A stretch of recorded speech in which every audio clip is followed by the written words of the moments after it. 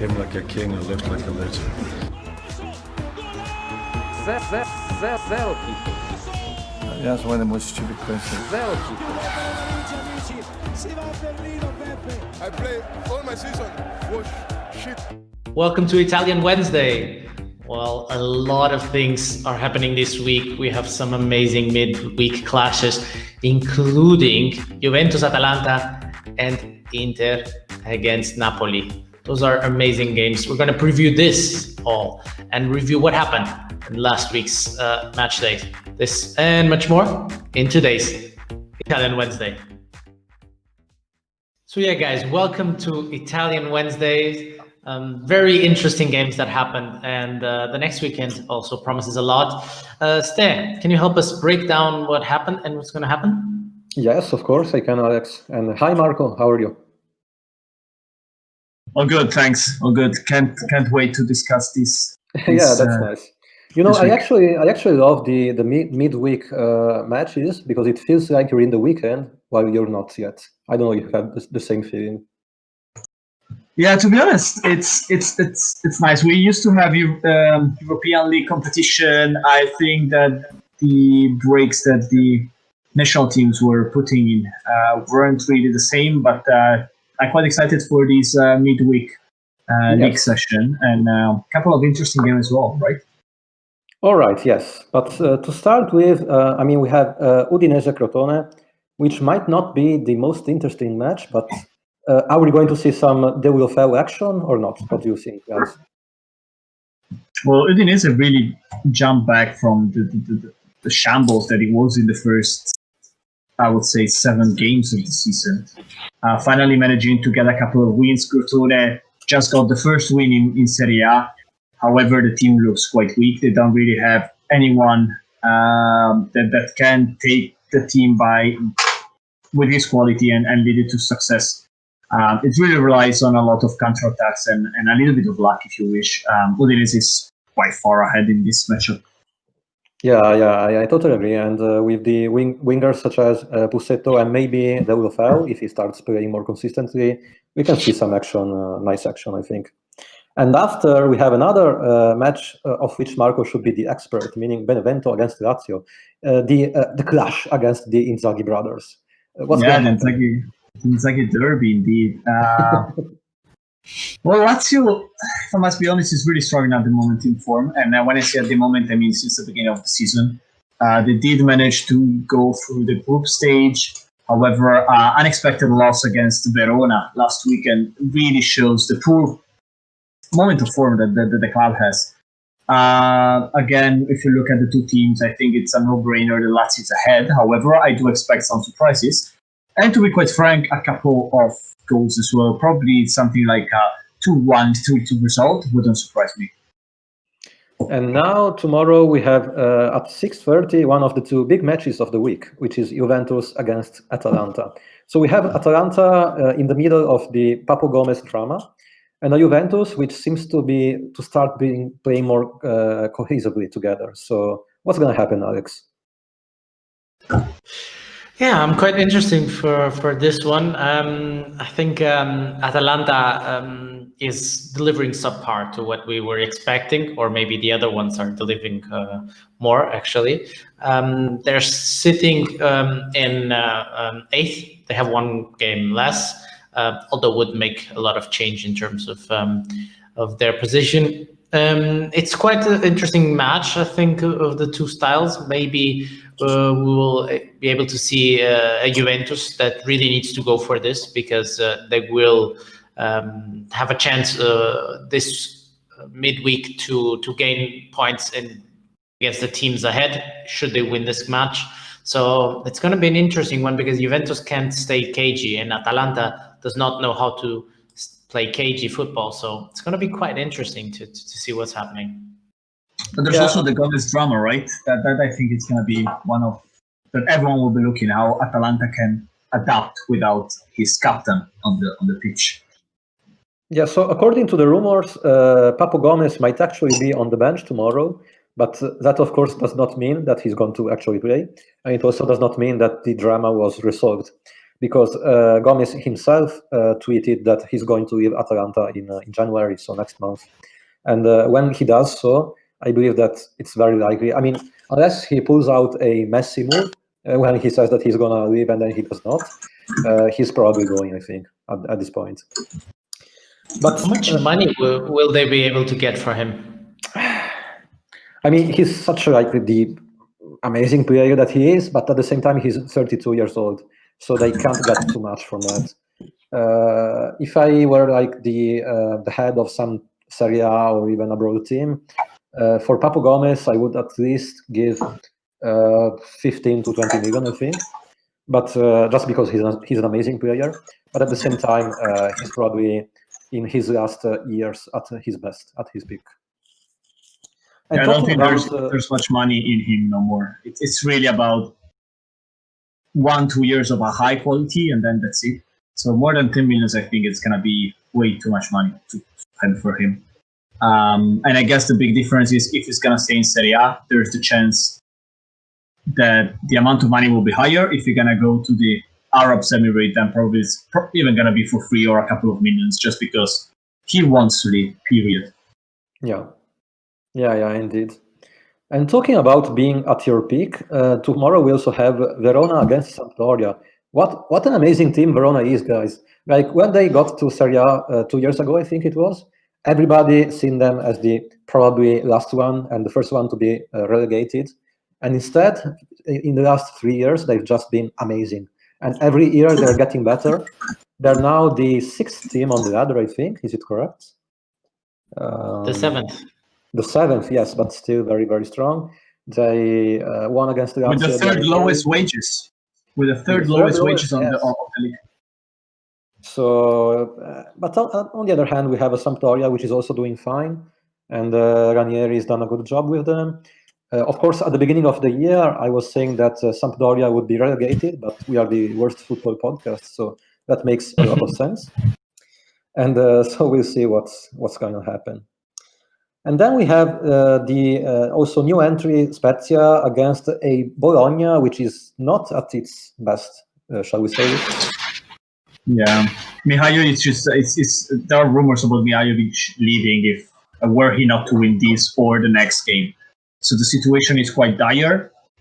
Again, Bologna is 12 points in 12 games, not that bad for a team that doesn't really have European ambitions yet. However, I think the big problem is the lack of quality football that they're showing. That concerns the management. Yeah, I think Bologna is one of those teams that every year wants to compete for Europa League, so for the 7th place, but they were never actually able to do so, not even to compete for that. And maybe they deserved more, maybe less, but it's hard to tell. As you said, they probably lack a very good striker, one of those strikers that can carry you and score you 20 goals and all of that. And then we have the other team from Genoa playing against AC Milan. What do you think, guys? Shall we even discuss this one? Well, I mean, it must be said that Milan, the day before yesterday, got a draw and did not win, which was surprising on one hand. But on the other hand, how did they play? Yeah, that was like the unluckiest match ever. They got four posts in one match, 2 in a single action. And Çalhanoğlu himself got 3 posts. Then a goal was annulled for an offside, which was correct one, but also about 1 centimeter, I think, of offside for Castillejo's goal on the first half. And so, yeah, if Milan plays as the day before yesterday, and it is not a cursed match like it was the other day, it should be an easy win for Milan. But, and Genoa is out of form, has no momentum whatsoever going for them. Second from last, 6 points in 11 games. I really struggle to make an argument for Genoa, unless the only basically goal-scoring player of Genoa right now, Scamacca, decides to just pull out another of his braces. That it's basically the only 6 points came from Scamacca scoring 2 and 3 goals a game or so. So Genoa has very little to for them this year, and I think they are definitely one of the candidates for relegation because the team is weak and they don't have young, capable players that can develop throughout the season. That's it. The team is the one that you see at the moment. Yeah, I totally agree with that. And speaking about disappointment, we also have the match with one of the two biggest disappointments of the year so far, which is Fiorentina against the surprise Sassuolo. Now, Fiorentina has been doing awfully this year, like seriously awfully. And it looks like Commisso's managers and change of managers does not add a lot to the team. Prandelli was back, I believe, 3 matches ago, and they just lost against everybody.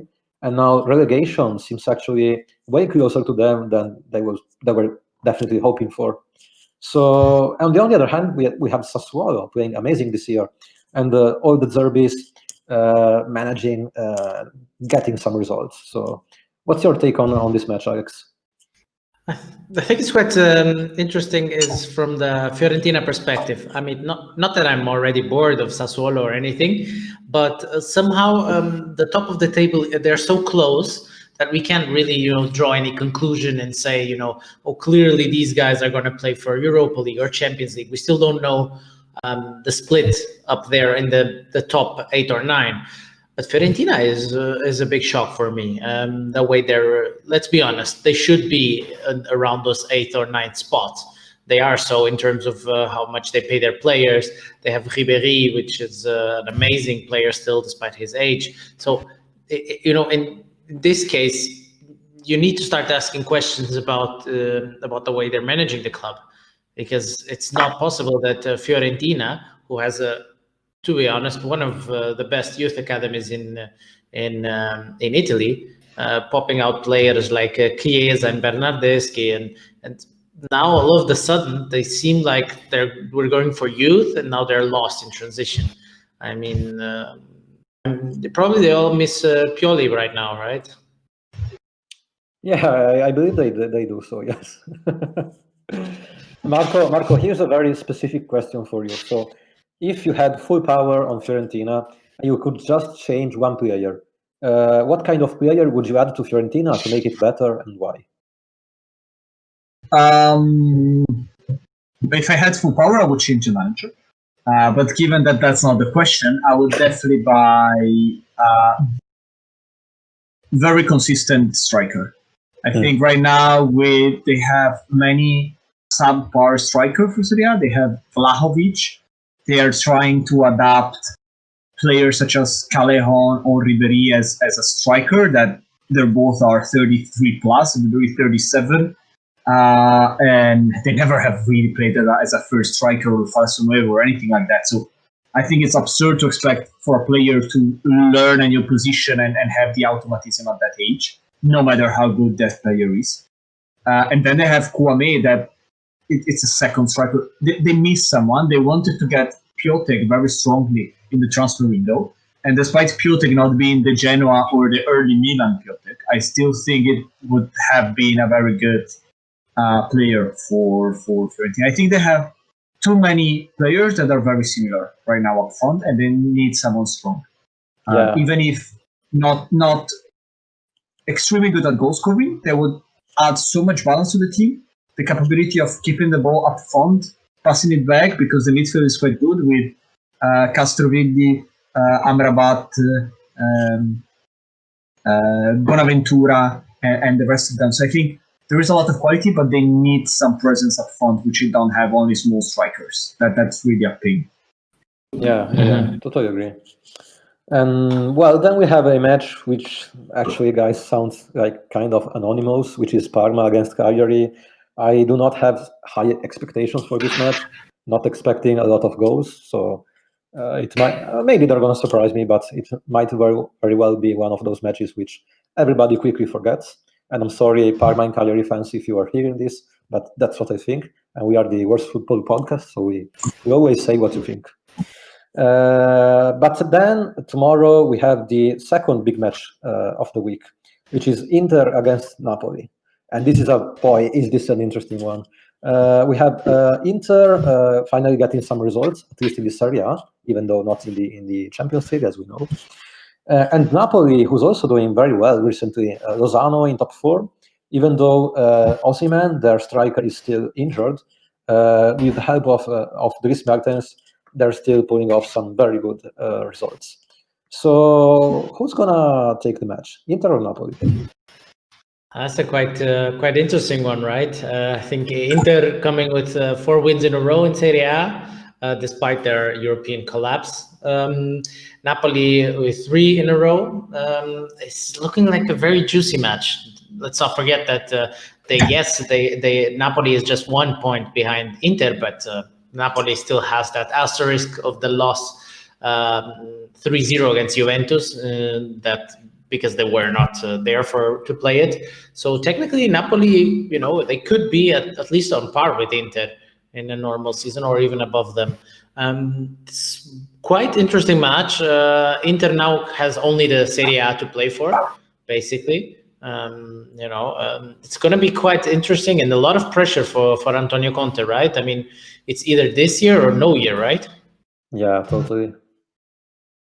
Actually, I find this point very interesting. So whenever there's a big team which gets eliminated from Champions League early in the competition, I always ask myself, are they going to play better in the Championship because they are less busy than before, or are they just going to play worse because they have less motivation? And I can't decide. I changed my mind a lot on this, and still I'm not very sure. What do you say? My 2 cents is that if you get out of Champions League, you tend to overreact to whatever happens in the league, which, as you mentioned, can be positive or negative. When you have a good moment in the league, you're fresh enough to be able to continue keeping it up, the wins, the good quality of football. However, if you don't have that European moment where you really automatically going to give the 110% because it's Champions League and it's an important competition, then it's really hard to switch the brain from a no moment to a positive moment. And that's what I see. There are teams that exit willingly the European Cup, such as, for instance, Lazio last year, that managed to keep up for a good time the high quality of football. Whilst if you look, for instance, at Atalanta, when they had a little bit of the plummeting of form in February, just the fact that they have been in Champions League, they managed to go through an additional turn that really helped to boost their confidence. Yeah, that's a very good point, I think. And finally, we have Roma against Torino. And, Roma is doing very good this year, so far at least, even with some poor performances once in a while, but mostly consistent. And on the other hand, we have the second, or maybe worst, surprise of the year, that is Torino. Torino is already in the relegation zone, and the maestro, Gianpaolo, is not in his best years, I must say, even considering his very poor times at Milan last year. And, I believe that unless Torino does something either this match or in the next one, then Gianpaolo's day should be over, right? Yeah, pretty sure. It's absurd. Torino is another team that, for how much they paid for a player, they should, similarly to Fiorentina, be really up there. They're not. Many issues happening with the team. A lot of struggles in the whole year, really. 6 points in 11 matches. It's a statement by itself. And the players are not performing. And yet again, they have someone up front such as Bellotti that is constantly fighting to be the top goal scorer of Serie A. So it's quite absurd, I think. Again, the decision on the management and the support that the management has, because they have had good managers such as Mazzarri, hasn't helped there. Yeah, I just wonder how is it possible to have Bellotti as a striker and being like the second last. And I do not have the answer. Gianpaolo apparently does, but it's just very mysterious to me. I think Gianpaolo is the answer. Maybe Gianpaolo is the answer, yes. Poor maestro Gianpaolo. And, this will be it for this episode, guys. Actually, I mean, of course, we have the other matches next week, among which there are a few very interesting ones, such as Sassuolo Milan, Atalanta Roma, and Lazio Napoli. So it will be a week full of Serie A, and I'm very glad to have the chance to watch it. And so, yeah, this will be it. But as you guys already have guessed by now, before we leave, it is time for Meme section of the day! Guys, as always, I want to start with a question. What is the one item that every single person in this world is dreaming of right now? An item that could fill an entire room as big as it is. An item that people are fighting.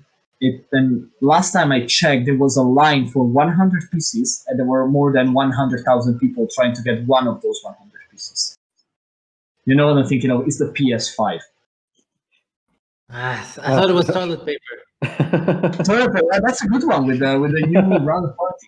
No, but it's PS5, which is probably as useful as toilet paper in this new quarantine period, as no one can really move during Christmas. But what is most important in a team other than having everyone happy if you're the leader of the team?